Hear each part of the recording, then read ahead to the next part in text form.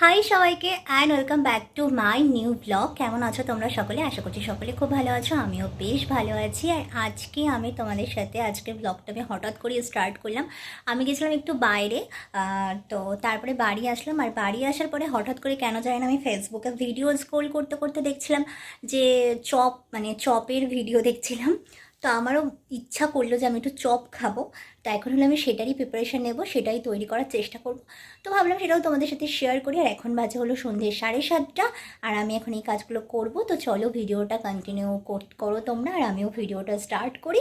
তো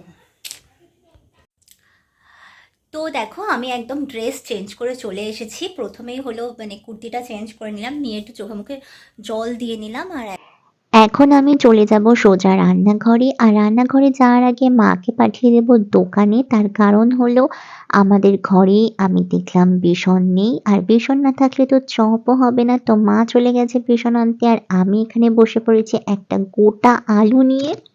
এখন আমি এই আলুটাকে পাতলা পাতলা করে কেটে নেব, কেটে নিয়ে সিদ্ধ বসিয়ে দেব। আর পাতলা পাতলা করে কাটার কারণ হলো একটাই, যাতে আলুটা তাড়াতাড়ি সিদ্ধ হয়ে যায়।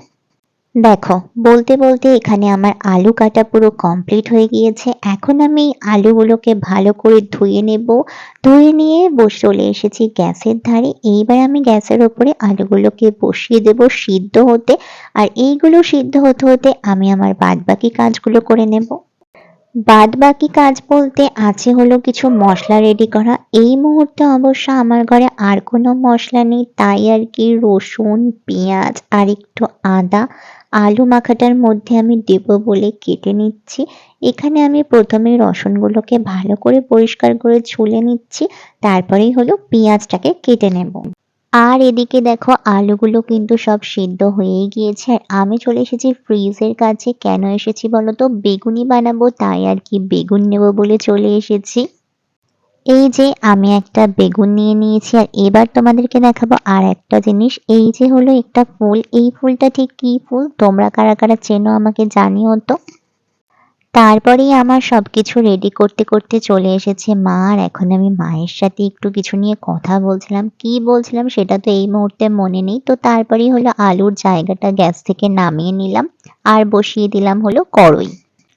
কড়াইয়ে তারপরে তেল দিয়ে দিচ্ছি, আর এই তেলটা গরম হতে হতে আমি করে নেব আর সব কাজগুলো, যেমন ধরো বেসন ফেটানো, আর সাথে সাথে হলো আলুর যে মাখাটা সেটাও করতে হবে। আলুটা প্রচণ্ড গরম ছিল, তাই আর কি আমি এরকম গ্লাস দিয়ে এটাকে ঠেসে পিষে নিচ্ছিলাম।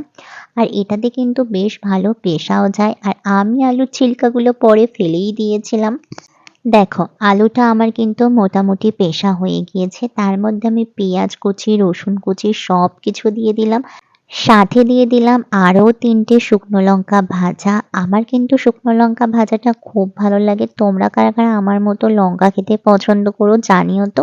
আর তারপরেই দেখো এখানে মাকে ডেকে নিলাম, আর মা এখন এখানে বেসনটাকে ফাটিয়েছে। আমি আর ফেটাইনি, কারণ মাই ফেটাচ্ছিল। মা ফেটিয়ে এখানে চপটা ভাজতে দিয়ে দিয়েছে। সব সময় এমনটাই হয়, আমরা নিজেরা যে কাজটা করতে আসি সেটা পরবর্তীকালে শেষ হয় কিন্তু মায়েদের হাত থেকেই। মেবি সবার মাই এমনটাই হয়, মেয়েরা কোনো কিছু কষ্ট করে করবে এটা তো মারা সহ্যই করতে পারে না। তারপরে ওখানে আলুর চপ ভাজা হয়ে গেছে, আর এখানে মা বসিয়ে দিয়েছে বেগুনি। বেসনের বেটারটা বেশি ছিল না, তাই মা মাত্র দুটো বেগুনি বসিয়েছে। আর আমার মায়ের হাতের বেগুনিতে কিন্তু অনেক বেশি টেস্ট। ভেবেছিলাম যে আমি সবটা করব, তারপরে আর কি মায়ের হেল্প ছাড়া আমি কিছুই করতে পারলাম না। অ্যাকচুয়ালি আমি বেসন ফেটাতে পারছিলাম না। বেসন ফেটাতে গেলে অনেকটা তাড়াতাড়ি হাতটা এরকম করে ঘোরাতে হয়, সেটা আমি পারছিলাম না। আর এখন আমি এখানে টিভি চালিয়ে বসেছি। প্রায় 9টা বেজে গেছে। আজকে রাতে আর ভাত টাত খাবো না, আজকে চপ মুড়ি আর চা খাবো। এটাই হলো আজকে রাতের আমার খাবার। এরকম মাঝে মাঝে এরকম পাগলামি করতে আমার ভালো লাগে, আর এরকম খাবার দাবার খেতেও ভালো লাগে। চপ আমি পার্সোনালি অত পছন্দ করি না, কিন্তু যখন আমি দেখি তখন আমার ভীষণ ক্রেভ হয়, আর তখনই খাওয়া হয় চপ। তো চলো এখন মায়ের জন্য অপেক্ষা করি, মা কখন চপ মুড়ি আমাকে দেয়। এখন হলো চা বসানো হয়েছে, আর এখানে হলো আমি নিয়ে চলে এসেছি পাঁপড়। পাঁপড়ও আমার ভীষণ পছন্দের একটা খাবার। আর আমি না ব্যাট পাঁপড় বা ওই লাভ পাঁপড় টাপড় অত পছন্দ করি না। আমি খেলে এরকম গোল থালা পাঁপড়, এটাকে আমি থালা পাঁপড়ই বলি। এটাকে কী পাঁপড় বলে অ্যাকচুয়ালি আমি জানি না বা আমার মনে নেই, কিন্তু এই থালা পাঁপড়টাই আমার ভালো লাগে। এটা খেতে আমি বেশি পছন্দ করি।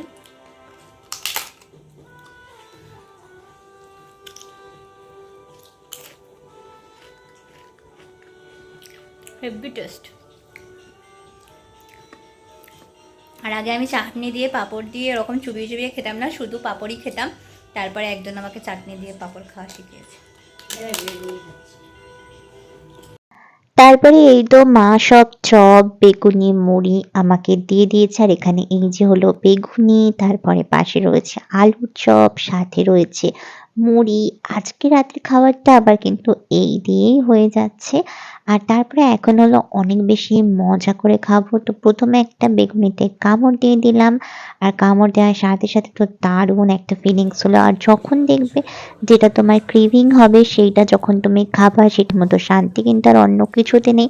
তো এখন আমি টিভির দিকে হাঁ করে তাকিয়েছিলাম আর এখানে বেগুনি, চপ, মুড়ি এইসব খাচ্ছিলাম। সাথে খেলাম 1 কাপ চা। তো সব মিলিয়ে আজকের ব্লগটা আমার এত অবধি ছিল। ভিডিওটা ভালো লাগলে প্লিজ একটা লাইক করে দিও। আর আমার চ্যানেলটাকে অবশ্যই করে সাবস্ক্রাইব করো। দেখা হবে পরের কোনো ভিডিওতে। ততক্ষণ সুস্থ থেকো, সাবধানে থেকো, ভালো থেকো। তো চলো টাটা।